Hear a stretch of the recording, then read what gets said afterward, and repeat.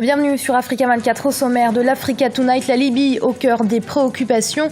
La destitution de Mouammar Kadhafi a-t-elle été bénéfique au pays? Et pour cause, depuis, la crise politique, économique et sécuritaire qui s'en est suivie est sans précédent. Pour tenter d'y mettre un terme, les pays voisins, à savoir Égypte, Algérie et Tunisie, se sont réunis ce lundi. Visite du président zimbabwéen Robert Mugabe en Chine. Objectif, redorer l'image du Zimbabwe et obtenir des investissements accrus pour redresser l'économie chancelante de son pays. Et Caire, un réseau humanitaire présent notamment au Sud-Soudan, pays en proie aux affrontements. Ces dernières années, les réfugiés peinent véritablement à vivre dans des conditions décentes. Caire se bat aujourd'hui pour améliorer leurs conditions de vie. Ce lundi 25 août s'est tenue au Caire, capitale égyptienne, une réunion des ministres des Affaires étrangères des pays voisins de la Libye. Le but de cette réunion était une nouvelle fois de trouver des solutions à la crise libyenne. C'est déjà la 4e fois que les ministres algériens, tunisiens et égyptiens se réunissent au sujet de la Libye, tant la situation apparaît urgente. Le point tout de suite avec Charles de Jouvenel.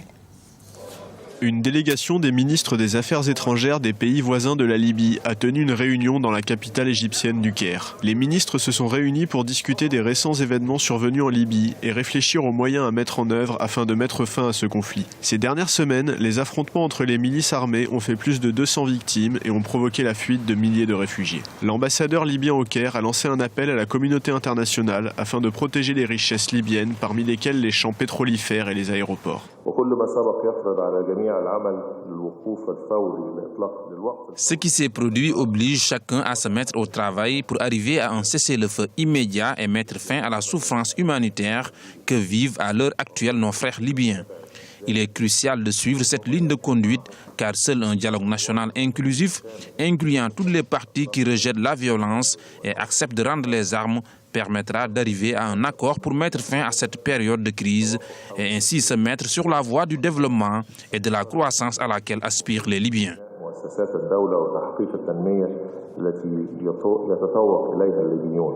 À ce stade d'instabilité sécuritaire, peu de gens croient encore que la solution viendra par la voie diplomatique. Dès lors, qu'attendre de ces réunions ministérielles, dont l'édition de ce lundi 25 août était déjà la 4e? Alors, la question est de savoir, est-ce que on envisagerait une intervention militaire en Libye? La question est évidemment ne peut qu'être posée, elle sera posée de plus en plus parce qu'il est évident qu'arriver à désarmer les groupes rebelles devient compliqué, difficile, voire impossible, sans une intervention extérieure. Je pense que le Conseil de sécurité des Nations Unies va s'y pencher. Il est bien entendu que ces 3 pays-là, donc encore une fois, l'Égypte, l'Algérie et à moindre mesure la Tunisie, seront bien entendu aux premières loges en cas de situation d'intervention militaire. 3 ans après la chute de Mouammar Kadhafi, le gouvernement de la Libye reste fragile et n'a pas encore réussi à imposer son autorité sur les milices rebelles armées. Ces dernières semaines furent, en termes sécuritaires, les pires qu'a connu le pays depuis 2011. Réunion de l'UNESCO ce 25 août à Abuja, capitale nigériane, pour ouvrir le débat sur l'alphabétisation. Une réunion qui vise donc à renforcer les initiatives nationales en ce sens dans un pays qui compte le plus grand nombre d'analphabètes du continent. Reportage de notre envoyé spécial Afolake Oyinloye, commentaire Hanan Faro. Le renforcement des initiatives nationales d'alphabétisation au cœur des préoccupations. Un Nigérien sur 4 est analphabète, selon une étude réalisée en 2012 par NMEC. Une situation qui contraste avec l'institutionnalisation des agences fédérales et étatiques d'alphabétisation de masse. The rates vary within the country, between north and south. Les taux d'alphabétisation varient dans le pays entre le nord et le sud, entre les zones rurales et les zones urbaines, entre les hommes et les femmes. Dans la partie nord du pays, on a un faible taux d'alphabétisation de 30%. Dans le même temps, vous constatez que certains autres États ont jusqu'à 60 à 65%.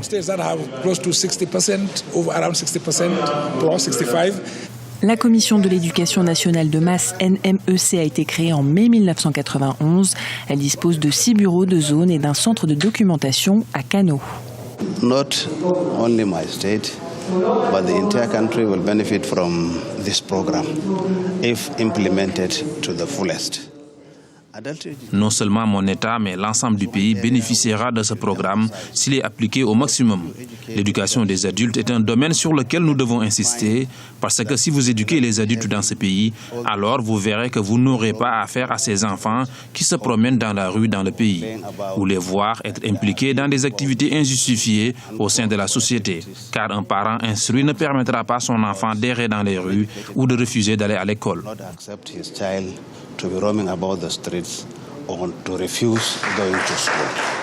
La NMEC est appelée à continuer ses efforts afin de changer cette étiquette de pays ayant les pires indicateurs de l'éducation dans le monde. Et le Zimbabwe à la conquête des investisseurs chinois. Son président Robert Mugabe a entamé dimanche dernier une visite de 5 jours dans l'empire du milieu. Objectif affiché, attirer de nouveaux investissements dans le secteur des infrastructures, de l'énergie et des transports en vue de stimuler une économie qui, nous vous le rappelons, est en perte de vitesse depuis quelques années maintenant. Un sujet de la rédaction. La Chine est déjà présente au Zimbabwe dans le secteur des mines, de l'agriculture ou encore des travaux publics. Mais le président Robert Mugabe souhaiterait une présence accrue des investissements chinois. C'est en ce sens qu'il a été reçu ce lundi par son homologue Xi Jinping dans le cadre d'une visite de travail. Nous nous sentons ici comme chez nous. Nous sommes prêts à poursuivre nos relations et à nous en servir pour renforcer nos économies. Et le Zimbabwe en sera naturellement le bénéficiaire.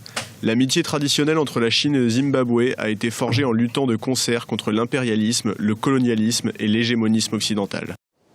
La visite du président Mugabe durera 5 jours pendant lesquels Harare va s'employer à décrocher des investissements pour le financement de projets d'infrastructures dans les secteurs de l'énergie, des transports et des télécommunications.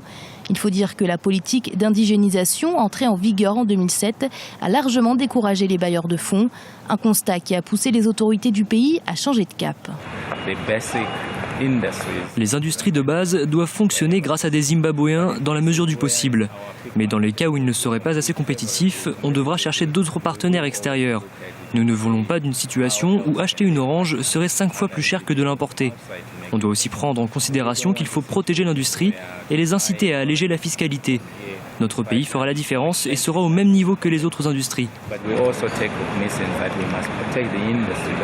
Le Zimbabwe peine à redresser son économie en perte de vitesse depuis les années 2000.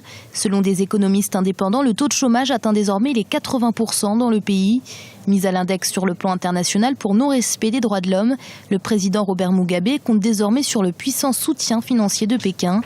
Selon les chiffres officiels, $1 milliard de prêts à taux préférentiels ont été accordés par la Chine au Zimbabwe au cours des dernières années. Le réseau humanitaire CARE, présent dans de nombreux pays à travers le monde, mène des programmes en faveur de l'éducation, de la santé ou encore de l'assainissement de l'eau. Cheval de bataille de CARE, tout de même, la sécurité alimentaire.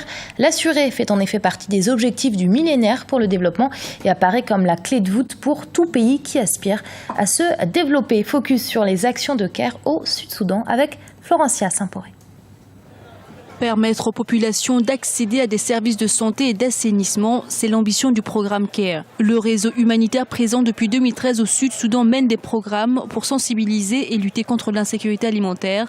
Cependant, pour certains comme Hassan Amadou, membre actif du projet, beaucoup reste encore à faire pour répondre aux besoins des populations dans la région. La situation humanitaire est extrêmement préoccupante parce que de mois à mois, le nombre de personnes déplacées ne fait qu'accroître. Aujourd'hui, on parle d'environ 1,5 million de personnes déplacées.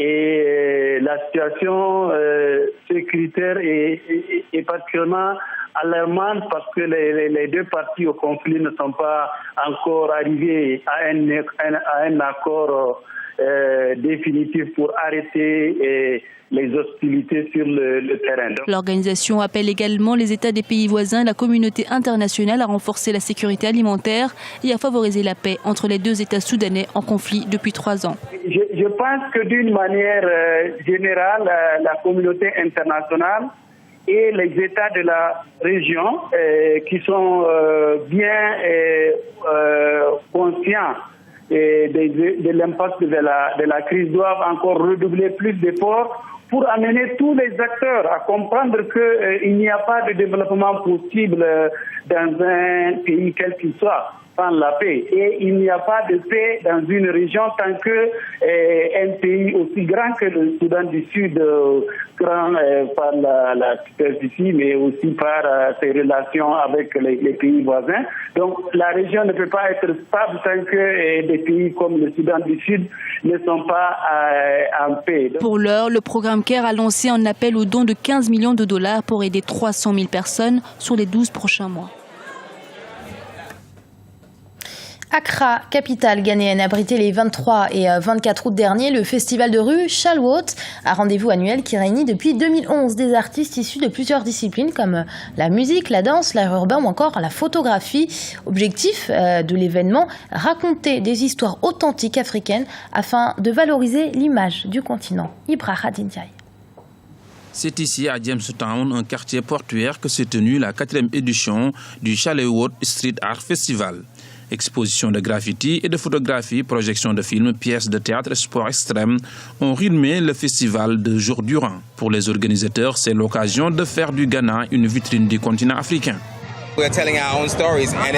Nous racontons nos propres histoires et ce sont les artistes africains qui le font en racontant au monde une histoire différente sur les Africains, sur ce que l'Afrique représente vraiment, et Chalwot fait partie de ce collectif qui a transmis la nouvelle histoire de l'Afrique. C'est le repositionnement du Ghana comme un centre de création, comme une destination culturelle.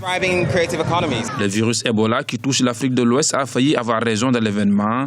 Grâce à la mobilisation des participants et des organisateurs, le festival a été malgré tout un succès.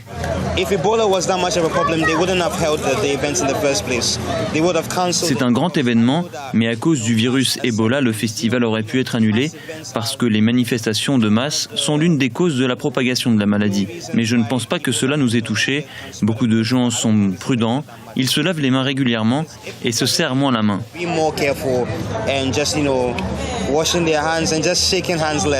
Devenu un rendez-vous culturel incontournable, le festival a réuni en 2013 plus de 3000 personnes, un public encore plus nombreux cette année malgré la crise sanitaire en Afrique de l'Ouest.